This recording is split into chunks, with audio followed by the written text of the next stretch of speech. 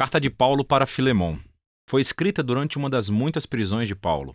E é, na verdade, a carta mais curta do Novo Testamento, mas não deixe seu tamanho te enganar. Na verdade, é uma das coisas mais explosivas que Paulo já escreveu. Aqui está a história que podemos juntar a partir de detalhes dentro da carta.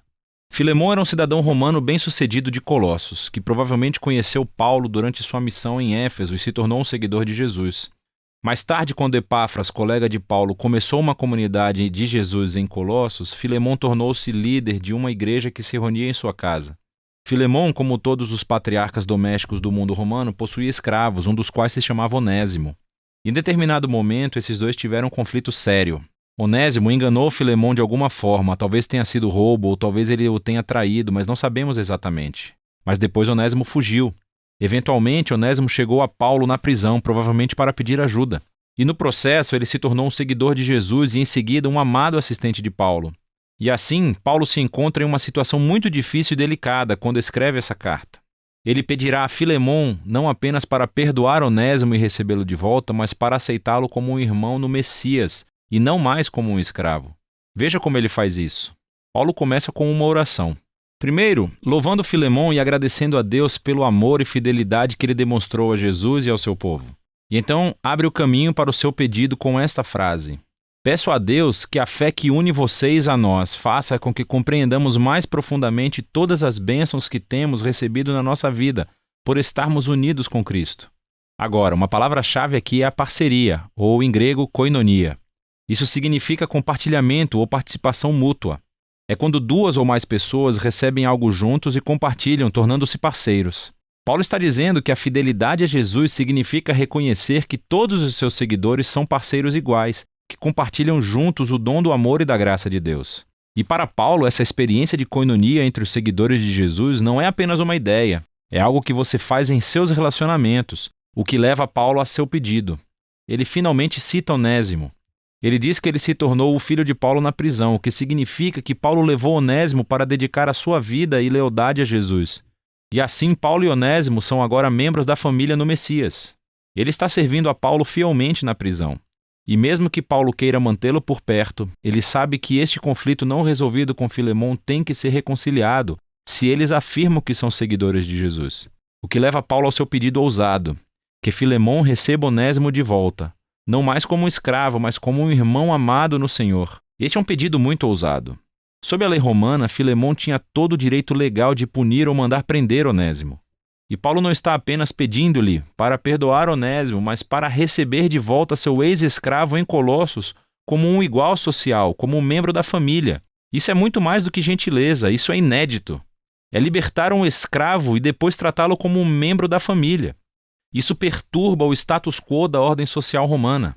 Por que Filemon deveria fazer uma coisa dessas? E aqui Paulo faz uma jogada brilhante. Ele lembra a palavra-chave da oração de abertura.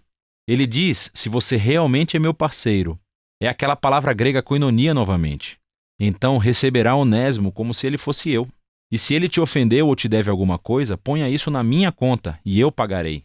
Nesse pedido, vemos o coração da mensagem do evangelho de Paulo sendo encenado. Antes de mais nada, é sobre reconciliação. É como ele disse aos Coríntios. Em Cristo, Deus estava reconciliando o mundo consigo mesmo, sem contar os pecados das pessoas contra ele. Então, nessa situação, Paulo está se colocando no lugar de Jesus. Ele absorverá as consequências do erro de Onésimo. Ele pagará qualquer custo para poder se reconciliar com Filemon. Mas a mensagem de Paulo era mais do que um negócio legal. É também sobre koinonia. Onésimo, Filemon e Paulo são todos iguais perante Deus. Todos compartilham a mesma necessidade de perdão. E assim, diante da cruz, todos são iguais, o que significa que Filemon e Onésimo não podem mais se relacionar como mestre e escravo. Eles são membros da família, eles são irmãos em Cristo.